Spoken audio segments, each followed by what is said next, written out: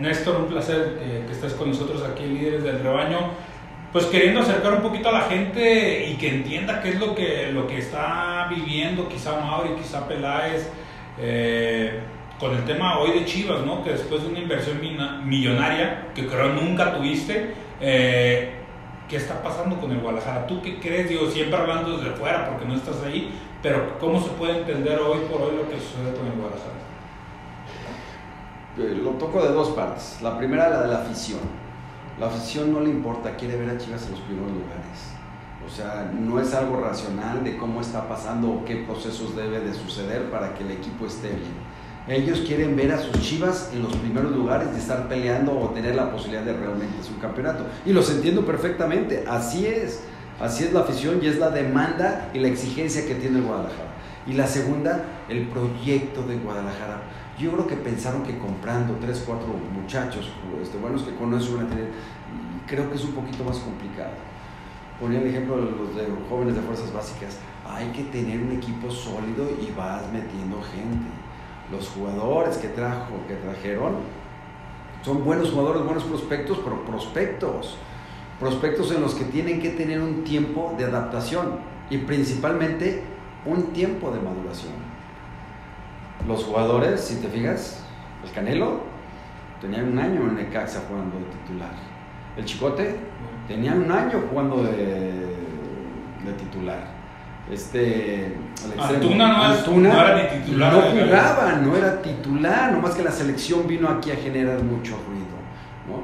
Creo que el que se ha adaptado mejor es el joven que viene de Toluca, Alexis Vega. De ahí en más, pues creo que van en el proceso, yo no estoy diciendo que mal.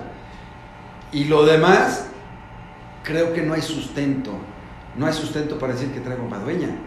Madueña viene de no jugar en Cruz Azul, viene de no jugar en América, tienes a Van Ranky que lo acabas de comprar, tienes al Chapito, y traes un jugador que no juega y que tiene casi 30 años. Bueno, no le encuentro a Peña, cuando tienes aquí al Tiva, que es el mejor prospecto como central, que es joven, pero sí creo que a futuro, que todavía hace cosas de joven, pues es joven, a futuro creo que es un gran prospecto. Un proyecto no se hace nada más así en Chivas, tiene complicaciones más. Para empezar, no es tan fácil comprar jugadores porque los encarecen y porque no hay de dónde escoger. Y segundo, hay que tener claridad de qué quieres, qué filosofía futbolística o qué estilo futbolístico para ver cómo vas complementando el proyecto. Y el proyecto creo que quiso arrancar con promesas sin fundamentos, muy mal cimentado para decir de hoy en adelante vamos a buscar ser campeones, cuando era un proceso.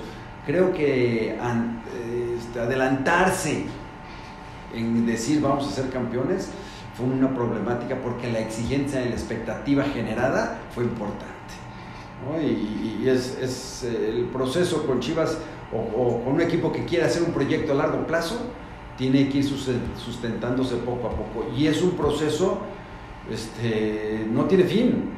Día tras día tienes que estar buscando. Día tras día, en otro lugar puse un ejemplo bien clarito. Nosotros para lateral derecho, carrilero derecho, por toda la banda derecha, trajimos a 3 jugadores. Santana, que queríamos que jugara, le gustaba jugar de centro delantero, pero tenía mucho fuego, entonces córrenos todo el lado derecho. Diego Martínez, oye, Carmona, haciendo el 3 años consecutivos el mejor lateral derecho. Porque no teníamos un joven que inmediatamente pudiera subir, entonces estuvimos buscando. Es una búsqueda continua de estar. No es, ya compré un chavito y ya con eso. Búsqueda continua de tener, cumplir necesidades para tener las características para el estilo futbolístico que vas a buscar. Y eso lo vas a lograr poco a poco, no es de un día para otro. Se puede dar, pero no es de un para otro. No es así de sencillo. Sí, compro estos los mejores. Tienes que ir con unos procesos de ir incrustando elementos para ir complementando las características que llenen las necesidades del técnico para el estilo planteado.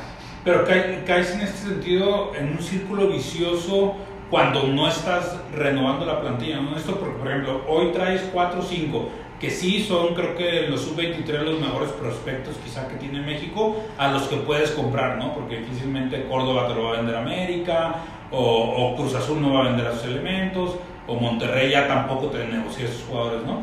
Pero luego pasa un año que no metes a nadie, que no traes a nadie, y no hay tampoco esa competencia ni esa solidez en jugadores ya consolidados, porque hoy por hoy, si nos hablamos de Chivas, jugadores consolidados, está Molina, está Mier, se casó el Conejito, y párale de contar. Cuando te regresas a las Chivas campeonas, generación que sea, y tenían 6, 7 que ya eran figuras, ¿no? Hablaste de Mier. Mier viene a dar sustento, viene a dar fortaleza mental, fútbol, pero tú ya tienes que estar pensando no en que Mier es la solución, en quién va a tomar ese lugar y quién va a tomar el lugar del que va a tomar el de Mier. El proceso de fuerzas básicas, recuerdan a Hans Westerhoff, vino y nos implementó y se diseñó junto con él cómo se manejaba y cómo hacíamos las escalinatas de los jugadores, y sabíamos si dentro de 3 generaciones, 4 generaciones no teníamos las características requeridas para ese puesto.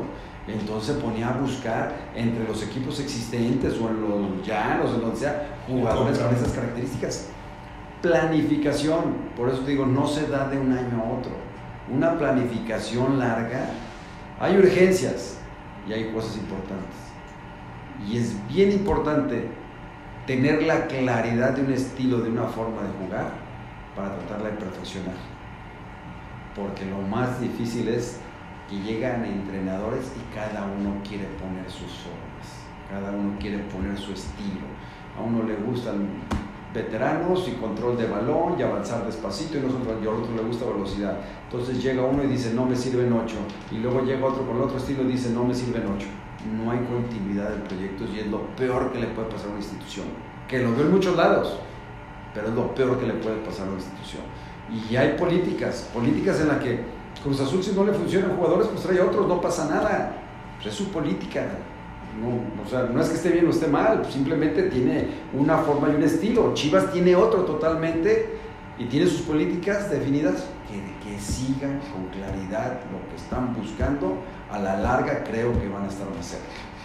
Que una de las mayores preguntas de todos los tiempos y de la afición que se hace es ¿qué pasa con el Guadalajara? ¿Por qué es tan difícil dirigir al Guadalajara, ser directivo del Guadalajara, ser presidente del Guadalajara, ser jugador del Guadalajara? Porque llegan jugadores que ves que brillan en otros partidos y con Chivas no les pasa, y salen de Chivas y vuelven a brillar. O sea, ¿qué pasa? ¿Por qué es tan difícil ser parte del Guadalajara? Guadalajara es particular en que te trate bien la gente, en que te chiquen, en que te aplaudan, en que te exijan y en que dentro del campo cumplas con las expectativas. Sí es un poquito diferente, y lo que te mencionaba, ¿no? Puros mexicanos, una política que tienen muy clara y que limita mucho. Oye, un jugador en particular, bueno, la exigencia te envuelve en el chiqueo de la afición y en la exigencia final de los puntos y de lograr objetivos. Hay que tener claridad. Creo que ha habido jugadores que lo han sabido hacer muy bien y que han pasado sus procesos. Y los hemos visto últimamente con los videos que sacaron, que fueron terribles. Tuvieron que pasar una experiencia terrible para, creo que, empezar a valorar más y saber si existe esta zonita agradable en Chivas, pero sí existe una exigencia. Y ahora con los teléfonos, que todos son reporteros, pues en medio minuto lo sabe medio México. ¿Dejó de ser Chivas el top para los jugadores? O sea, la aspiración del futbolista mexicano ya no se rigen por esa tradición. Creo que Chivas siempre ha tenido un lugar especial en ese sentido. Siempre Guadalajara ese llama el número de aficiones, lo que genera en la ciudad que separa. Pero también hay que estar consciente que se ha globalizado más el fútbol, y que si antes, estamos hablando de hace 30, 40 años, un jugador jugaba en Chivas y jugaba 10 años en Chivas y luego a lo mejor otro y ya. Ahora son jugadores que pasan a veces por 8 o 10 equipos. Se ha globalizado y se ha perdido un poquito esa identificación. La identificación te la da el tiempo. La jerarquía dentro de un grupo te la vas ganando. El cariño de la afición no te lo ganas de un año para otro. Fueron años. El mismo Ramón Ramírez tomó un tiempo para ser lo que fue. Ramón Morales tomó un tiempo. Osvaldo tomó un tiempo para ser, a base de demostrar de sus grandes partidos, de sus grandes intervenciones, a estar demostrando poco a poco, y se ganaron un lugar dentro de una historia. Ahora es difícil que un jugador se pertenezca tanto tiempo a un equipo, no nomás en Chivas, sí, en cualquier, y eso bueno, pues no nomás es en Chivas, no nomás es en México, es en todo el mundo. Oye, Néstor, como directivo, como presidente, como dueño del equipo, quizá, ¿es válido hoy por hoy decir que el Guadalajara va a quedar campeón con canteranos, con las fuerzas básicas? Ese es el mensaje que se le debe dar a la afición, o sea, es este tipo de proyectos apostar y no se pierde en algo la grandeza de Guadalajara de que estén los mejores mexicanos. Claro que es válido decirlo, qué difícil es cumplirlo, pero por supuesto que se puede decir. Mira, creo que Chivas debe de trabajar mucho con sus canteranos y no con sus canteranos, en la búsqueda de canteranos interesantes, pero siempre hay jugadores que tienes que complementarte. A través de la historia, jugadores que hay que complementarse. Y así va a ser. Guadalajara, para hacerlo, tiene que tener jugadores. No puedes producir todo, es muy difícil producir todo. Producir algunos jugadores ya con buenas características es importante, porque la identificación, y a través de la historia, en los equipos campeones de Chivas ha habido muchos canteranos, y esos canteranos han sido jugadores importantes dentro del cuadro. Y esa identificación que se ha generado con esos jugadores ha sido muy importante. ¿Para qué? Para involucrar al que viene de fuera y meterlos más al estilo que se tiene, que se vive en Guadalajara, que un estilo que se importa. Pero bueno, no puede, o sea, eso es lo que ha sucedido, no es que sea una regla, pero también no descubras el hilo negro. O sea, creo que el camino de identificación, de cariño, de importancia, de que sea parte de tu vida un equipo, está plasmado en Chivas. Tú fuiste la mano derecha de Jorge por mucho tiempo, por varios procesos. ¿Qué consejo o qué recomendaciones les podría dar a Mauri, que si bien es un directivo nuevo, que muchas veces aceptó que su pasión no era el fútbol? ¿Qué necesita para transformar quizás este Guadalajara y hoy por hoy salir del hoyo en el que se encuentra? Como cualquier persona que empieza en un medio nuevo, no conoces las entrañas del medio, y con las personas que te rodeas es importante. Es muy importante ver con quién te rodeas para ir en ese proceso de aprendizaje. Dar consejos, pues no soy quien para dar consejos, pero sí, si te estás involucrando en algo complicado como el fútbol, pues hay que aprender rápido, porque aprender cuesta, y aprender cuesta en todos los sentidos. Estoy hablando monetariamente y estoy hablando en algo muy importante que son lugar y prestigio. Y entonces hay que apresurar eso. A Mauri creo que tiene unas cualidades muy importantes para lograr eso, diferente a su padre, pero grandes cualidades para poder lograr algo, ¿no? Pero sí el proceso tiene que ser apresurado, porque el Guadalajara no espera mucho. El control de los jugadores últimamente ha explotado este tema, que ya se expandió, ¿no? Con temas de administrativos, de gente interna a los vestidores. Pero ¿cómo, Néstor, cómo se puede tener un control de los jugadores? ¿Qué tipo de sanciones puedes implementar? ¿O cómo lo has hecho, cómo lo hiciste tú para tener una buena relación? Bien, porque tampoco la puedes perder, creo, con los jugadores, pero sí tener al equipo controlado, ¿no? Que me imagino debe ser difícil. Para mí aquí son dos preguntas. La primera, hay que trabajar mucho en lo preventivo. No quiere decir que no uses lo correctivo, pero hay que seguir trabajando mucho en lo preventivo y influirlo mucho tener influencia fuerte en los jóvenes que van subiendo a primera división, que no es esto fue lo que vi en primera división, que toman, que se van, que hacen, y es lo que voy a hacer. No, más bien prevenir que el que llegue de fuera vea que el comportamiento que existe. Y son jóvenes también, o sea, tampoco no hay que, son jóvenes, pero esa juventud no te da la libertad de ser imprudente al 100% y no valorar todo lo que significa un equipo del Guadalajara, ¿sí? Y el joven quiere decir, bueno, se divierten, sí, que escojan los momentos y los lugares, pero el haberlo hecho tan abierto, creo que es lo que ha generado tanto ruido. Y sí, no es fácil controlar un equipo de fútbol, no es fácil controlarlo, y hay veces que no importa, no vienes a preguntar, vienes a decir cómo son las cosas. Me meto a la segunda pregunta. Oye, es que le tienes que querer bien. Hay veces que no eres el más querido. Sí. Por supuesto que no eres el más querido. Tú crees que te quieren porque los multaste o porque pusiste una cosa. En el contrato está bien claro, en el cual tú vas a seguir un reglamento y te lo firman el reglamento y tú les das concesiones y les das un sueldo. O sea, es parte. ¿Qué? ¿Chivas les ha dejado de pagar? Chivas no les ha dejado de pagar y nomás está cumpliendo su parte. Bueno, cumplan la de ustedes, que no es jugar perfectamente fútbol, es dejar tu mejor esfuerzo y tener una vida apropiada para ser un deportista profesional, y que te salieron bien las cosas, que no salen bien las cosas, hay momentos, pero sí la exigencia, y esa no es negociable.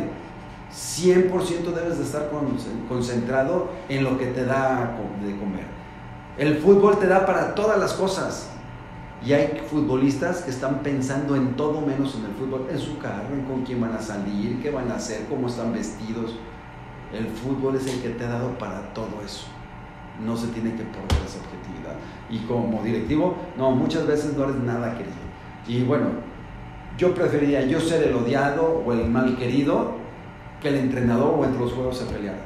Había decisiones que entre ellos podría generar algún problemita, y yo llegaba y yo decía y metía, entonces prefiero yo absorber esas cosas, o con el técnico yo las metía. ¿Qué te voy a decir? Repartir dinero si quedas en finales, en campeón. Siempre hay pleito porque el que juega mucho no quiere jugar. Hay de todo, hay quienes se comportan y quieren las cosas muy justas. Pero al final sí me juntaba con 2 o 3, pero al final esto se va a hacer, porque no quería que generara división entre ellos o algún problema. No eres el más querido, eso me queda claro. Hoy parte de eso, y me imagino que te facilitan en algún momento la chamba, faltan líderes en el Guadalajara, notas que faltan líderes, sobre todo de esos que sentían los colores, como Salcido, quizá como Bravo, como Ramoncito, ¿no? Que fueron institucionales. O sea, ¿le falta eso al Guadalajara?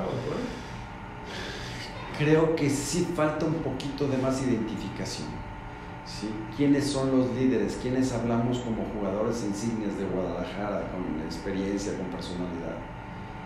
Irán, 2 de fuera, uno que ya jugó en el América. Sí, es otro tema, lo que te iba a tocar. O sea, el Monterrey nació en Tigres, o sea, tiene mucha experiencia, pero la identificación, si es gente positiva, preparada, futbolísticamente te ponen muestra, con actitud, con solidaridad, pero también necesitas gente fuerte de Guadalajara, y creo que eso ha faltado. Sí creo que falte un poquito esa forma de transmitir, y no quiere decir que sea de Guadalajara. O sea, Ramón Morales no nació en Chivas, pero se identificó totalmente, después de tantos años se identificó totalmente. Ramón Ramírez, Osvaldo, se identificaron totalmente. Y son historias. De alguna manera al principio, hasta, por ejemplo, con Omar Bravo, tuve diferencias fuertes. No lo mandé a jugar al Tapatío casi un mes. Y jugó en el Tapatío en segunda división. El campeón goleador de Chivas jugó en segunda división en el Tapatío. ¿A poco crees que me quería mucho? Y ya hubo momentos en que lo platicamos y al último nos llevábamos excelente. Creo que empiezan a comprender un poquito pues, las necesidades de que si tienes una estructura formada, tienes las capacidades, la materia prima, si le pones disciplina, es posible que tengas éxito. Sí, porque parte de lo que acusa a la gente que le molesta, ¿no?, del presente de Guadalajara, es que a esas personas que vinieron de fuera y que se identificaron, las terminaron dejando ir, ¿no? En el caso de Pizarro, que sigue deteniendo en redes a Chivas, Pulido, Cota, o sea, digo, por una cosa u otra, ¿no? Cuestiones económicas, cuestiones que en su contrato no tenían quizá la posibilidad de que se quedaran en Guadalajara, pero se han ido poco a poco y no has dejado a nadie con esa identidad, pues, de ser del Guadalajara y como dices, quizá de educar al compañero a lo que es el Guadalajara, ¿no?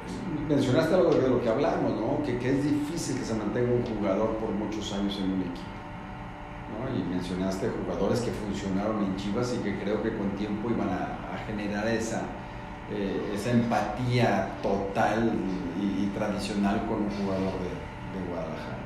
Pues sí, desgraciadamente no sé los motivos, pero no es fácil conseguir un buen jugador para Chivas, y cuando consigues un buen jugador no es tan sencillo que lo sueltes. No debe ser nada sencillo soltarlo, porque no abundan los futbolistas, y ya lo mencionaste, por equipos importantes que no hay forma de que se los compres, no hay forma. Lo único que tienen, bueno, muchas cosas tienen, pero lo que les sobra es dinero como para decir, sí, antes había equipos que por necesidad te vendían jugadores. Ahora son muy pocos los equipos que por necesidad. Los equipos del norte no te venden por necesidad. Te venden porque no lo quieren, pero por necesidad no. O porque quieren uno tuyo. Sí, claro. ¿No? Te voy a contar como alguien me dijo un día, no, yo compro, no vendo. El Inge, Garza eran así, ¿no? O sea, no, yo compro, no vendo. O sea, dime qué traes para vender, no me digas que vienes a comprar. Te quiero hacer una pregunta importante y creo que con esto podríamos cerrar, porque la gente se lo sigue preguntando año tras año tras año. ¿Tú tuviste quizá acceso a esos datos? ¿Chivas es redituable? O sea, ¿Chivas como negocio sigue siendo el club, la institución, el equipo que puede aspirar a grandes jugadores, a pagar en los mercados de transferencias 10, 15 millones de dólares por un jugador? ¿O en realidad el fútbol ya no es ese negocio si no tienes el respaldo de una empresa importante atrás? Tener el respaldo de una empresa importante es todo.